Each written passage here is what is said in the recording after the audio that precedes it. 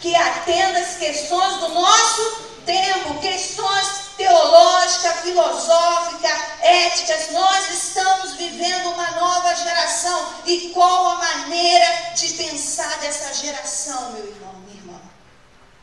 Nós vivemos numa sociedade o quê? Hedonista, pragmatista, a busca do prazer. Eu estava em Curitiba, 2 jovenzinhas falaram para ela: tá bom final de semana, hein? Beija muito na boca para ser feliz.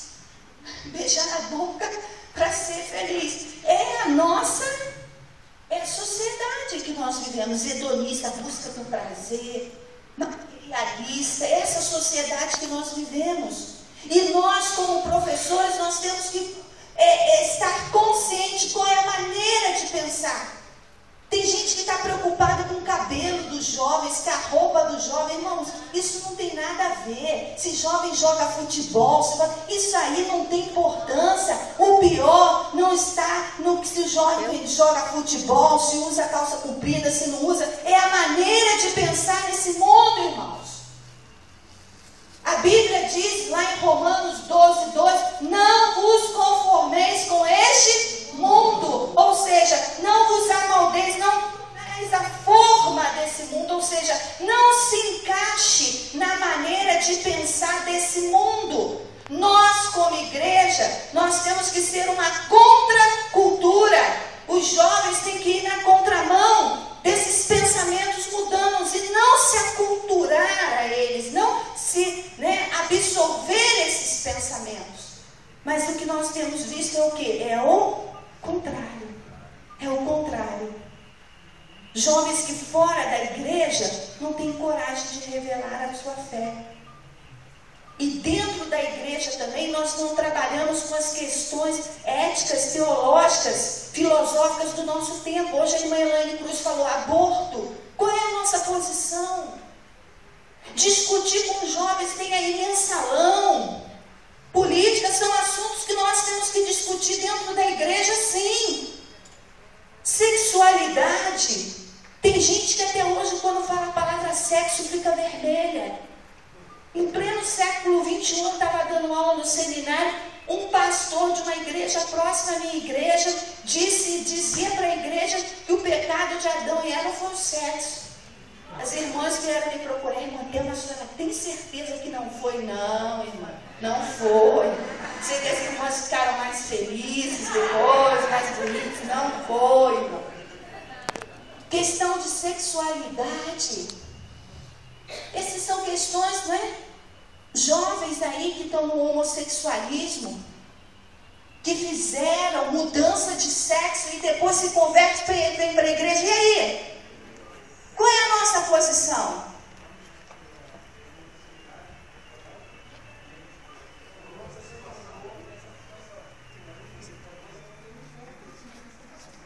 Nem eu vou te responder.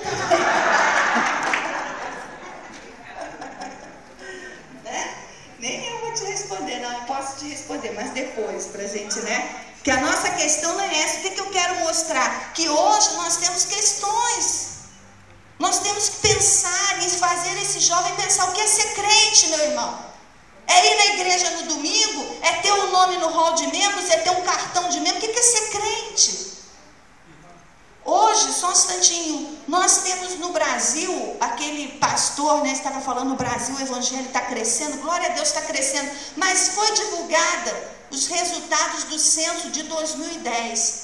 Não sei se alguns de vocês viram, isso aí já está na mídia. O segundo maior grupo religioso do Brasil, sabe qual é? Falem aí. Os evangélicos são o segundo maior? Quem dá mais?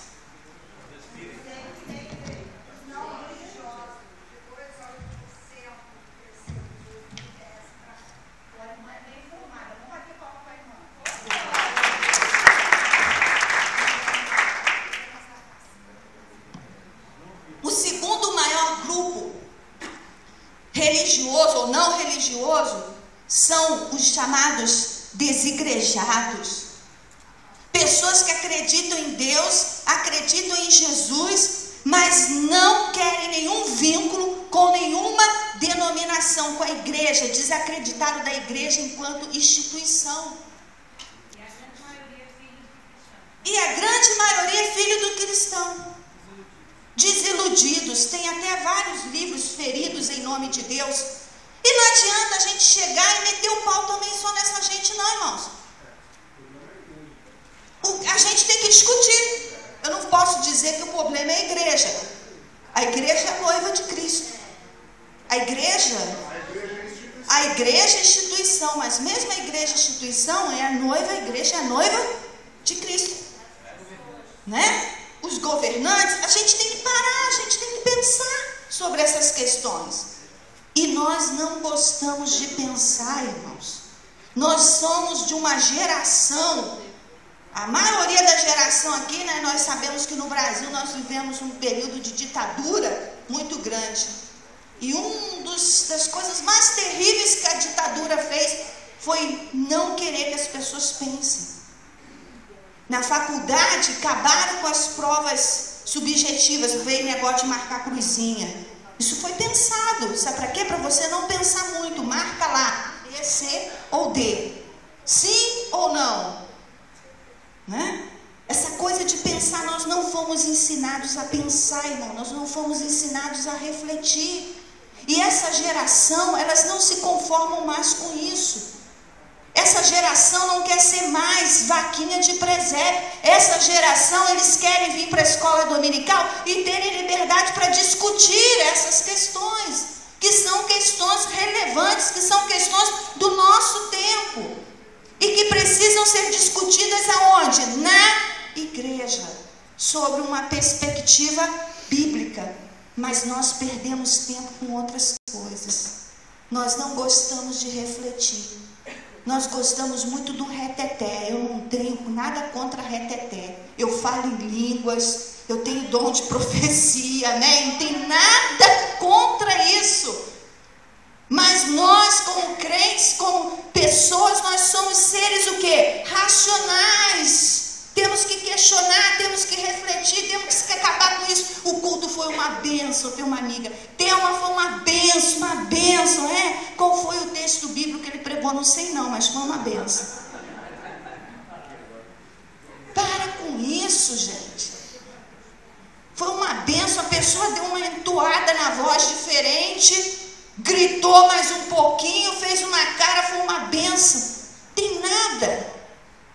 Nós precisamos refletir, amém? Pensar as questões do nosso tempo, se nós queremos desenvolver estratégias, metodologias que alcancem essa geração. Então aí está um dos nossos 3 desafios. Primeiro, atrair os jovens. Segundo, fazer com que eles permaneçam e aprendam. E terceiro, qual foi? Ter uma metodologia. Aí eu pergunto para você, o que é um método? Aí a gente pensa assim, basta definir. Gente, método está ligado à ação. Mas é qualquer ação? Não. É uma ação com um objetivo. Uma ação para se alcançar um determinado fim. E método exige reflexão. Você pode pensar, poxa, professora, até ela está maluca com esse negócio de reflexão. Mas existe. E nós vamos ver. Sabe por quê? Não basta definir o que é método. Você pode definir método e não saber o que? Aplicar. Então não basta definir um conceito, mas eu trouxe alguns conceitos, 2 conceitos para vocês. O primeiro é do Lucchesi. Quem já ouviu falar do Lucchesi? Trabalha muito com avaliação, eu gosto muito do Lucchesi. Ele diz que é um modo de abordar Mas para eu abordar essa realidade, eu preciso o quê? Eu preciso conhecer essa realidade. Por isso que a gente começou falando dos desafios, vocês estão entendendo? Porque é um modo de abordar a realidade, mas eu preciso ter consciência dessa realidade, eu preciso conhecer essa realidade.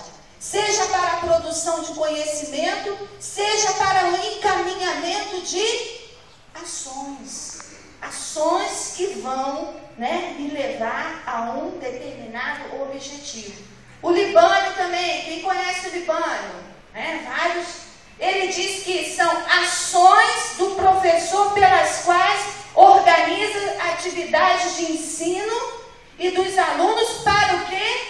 Atingir objetivos do trabalho docente em relação a um conteúdo específico. Então, o que eu quero mostrar para você é que metodologia envolve reflexão. Não adianta só eu ter um conceito, adianta? Não. O conceito envolve o quê? Reflexão. O conceito, né, metodologia envolve várias coisas. Você pensava que metodologia envolvesse tantas coisas assim? Pensava? Graças a Deus por isso. Tem gente que pensa que não. Que é receita de bolo. Que vai chegar lá, que vai, se eu fizesse isso, eu seria desonesta com vocês. Né? Então, primeira reflexão. Eu já tenho o conceito de metodologia, mas a primeira reflexão. Que tipo de... Qual é?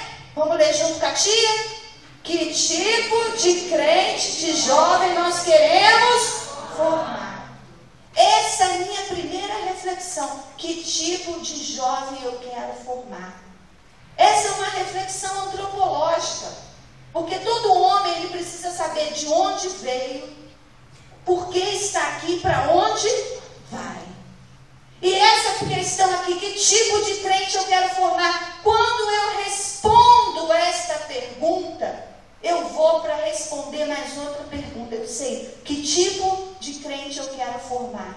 Então eu vou saber o que ensinar, que é o conteúdo, e como ensinar, que é a metodologia. Entendeu? Está dando para acompanhar? Então o método depende da primeira reflexão. Que tipo de crente eu quero formar?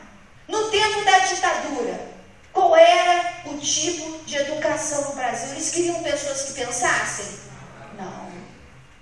Então o que eles fizeram? Segmentaram. Antigamente você entrava na faculdade, você ia com a tua turma até o final. Eles dividiram a faculdade o quê? Em períodos.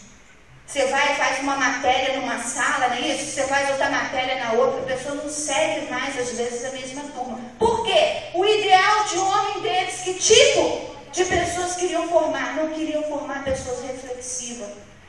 Eu tinha uma professora que foi dar aula no exército, chegou lá, começou a trazer reflexões, pensamentos. O general falou: minha filha, muda a tua metodologia, tu vai ser demitida. Ninguém, soldado, não tem que pensar, não. Soldado tem que fazer. Né? Então, que tipo de jovem nós queremos formar? Por exemplo, na Grécia, o ideal era o quê? A formação do cidadão consciente. Foi na Grécia que nasceu o quê? A política, as cidades. Eles queriam cidadãos conscientes para governar as cidades. Né? Lá em Roma, qual era o objetivo? Formar o bravo guerreiro. Então, quando o menininho nascia, vamos dar uma espada para ele. Tanto que Roma, o que aconteceu com Roma? Ela dominou praticamente o mundo daquela época. Porque o ideal deles era formar bravos guerreiros. Qual era o ideal da Idade Média? Qual era o ideal? Formação do homem moralmente íntegro e temente a Deus. Idade Média, a idade das cruzadas, não é isso? Das cruzadas, onde surgiu as primeiras universidades. Foi a era da igreja, né? Então, aqui na Idade Média, o ideal era formar o homem íntegro. E eu te pergunto hoje, nessa tarde, meu irmão, você como professor de jovem, você como líder de uma igreja, ou você que